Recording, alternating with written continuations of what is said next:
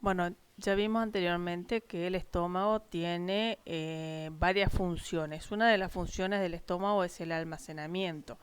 Y esto se produce gracias a que las paredes del estómago tienen la capacidad de relajarse, o sea, toda la musculatura lisa, gracias a un reflejo vago-vagal, eh, mientras que está llegando el alimento al estómago, se va a relajar las paredes, la musculatura lisa del estómago para permitir el llenado. Acuérdense de que a medida que se va llenando, se va depositando en forma concéntrica el alimento y no aumenta la presión intragástrica. ¿Pero por qué? Porque cada vez que llega más alimento se relaja más la musculatura lisa del estómago, y eso se conoce como relajación receptiva del estómago. Esa relajación receptiva del estómago es importante porque recuerden que habíamos hablado también de que la amilasa salival, que es producida por las glándulas salivales en la boca, eh, hidroliza el almidón, pero solamente un 5% en la boca. Entonces tiene que continuar esa hidrólisis del almidón en el estómago, gracias a que no se inician en forma inmediata las contracciones peristálticas de mezcla. Entonces se puede, porque solamente el contenido del estómago que está en contacto con sus paredes se vuelve ácido, pero el resto permanece alcalino, y entonces permite que la amilasa salivalotialina continúe la hidrólisis del almidón. Bueno, una vez que se produce el llenado, que más o menos se calcula una capacidad de 1,5 litros, comienzan las contracciones peristálticas de mezcla principalmente, que se originan acá en el cuerpo, no en el fondo, sino que en el cuerpo del estómago. Y esas contracciones peristálticas no son muy potentes, pero hacen que el alimento avance hacia el píloro. Recuerden que el píloro está cerrado, entonces se produce la propulsión y la retropulsión, o sea, choca contra el píloro y vuelve. Esas contracciones, esos anillos de contracciones peristálticas, que no son muy potentes y que sirven para la mezcla, se hacen un poco más potentes a la altura del antro, porque sirven para triturar el alimento. Entonces se logra que todo el contenido del estómago se vuelva una masa turbia, semilíquida, donde las partículas son pequeñas, normalmente no superan 1 milímetro.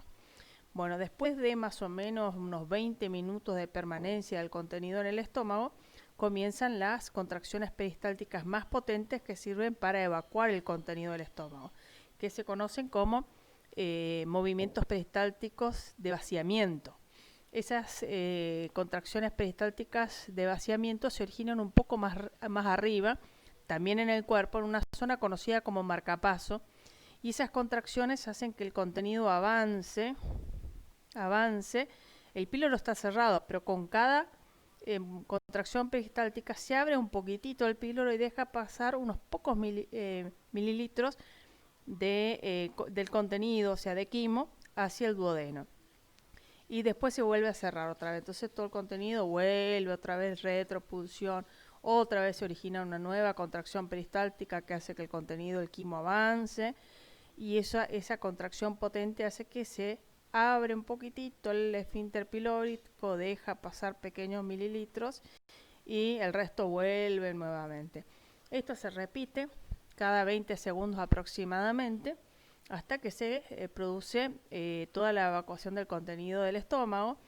Pero esa bomba pilórica, o sea, esas contracciones peristálticas que evacúan lentamente el contenido, van a estar reguladas por el duodeno. El duodeno va a controlar el vaciamiento y va a determinar la velocidad en que se realiza ese vaciamiento mediante diferentes mecanismos que ahora les voy a explicar. Otra cosa que me olvidé de comentar, que esos movimientos de mezcla se originan también cuando el estómago está vacío, ¿sí?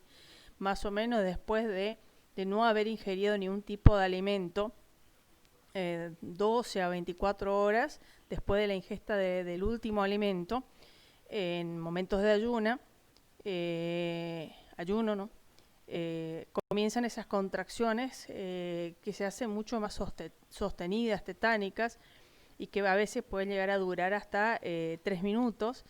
Y esas contracciones producen un dolor que se conocen como contracciones del hambre. Bueno, esas contracciones pueden llegar a continuar, se hacen muy potentes después del tercer o cuarto día de ayuno y después se van debilitando hasta desaparecer. Bueno, como les había comentado, el vaciamiento gástrico está controlado por el duodeno. ¿De qué forma? Directamente a través del sistema nervioso mientérico, directamente del duodeno al estómago, o también a través del sistema nervioso simpático, a través de los ganglios simpáticos, y a través, o también hay un control, el bulbo raquídeo controla el vaciamiento del estómago a través de los nervios vagos.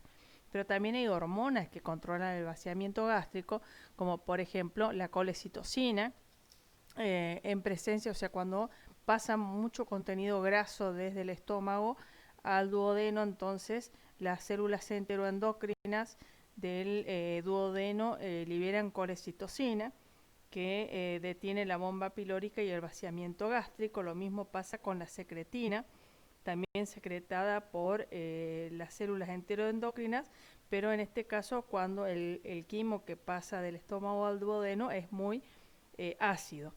Y después tenemos también, o sea, el péptido inhibidor gástrico, que también es secretada por las células enteroendocrinas, que también detienen la bomba pilórica cuando el contenido que pasa del estómago al duodeno tiene un alto contenido de grasa.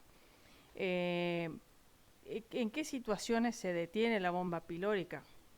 Entonces hay varios factores que pueden hacer que se detenga la bomba pilórica y que se retrase el vaciamiento. Por ejemplo, la distensión del duodeno. ¿Por qué se puede llegar a distender el duodeno?